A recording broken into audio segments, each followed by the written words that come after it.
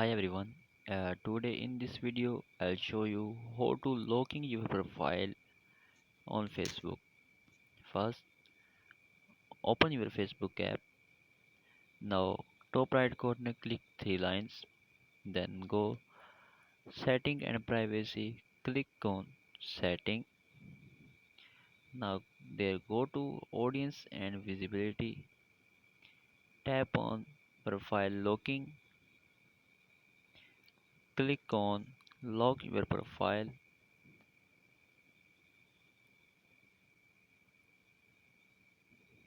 That's it. Your Facebook profile is locked.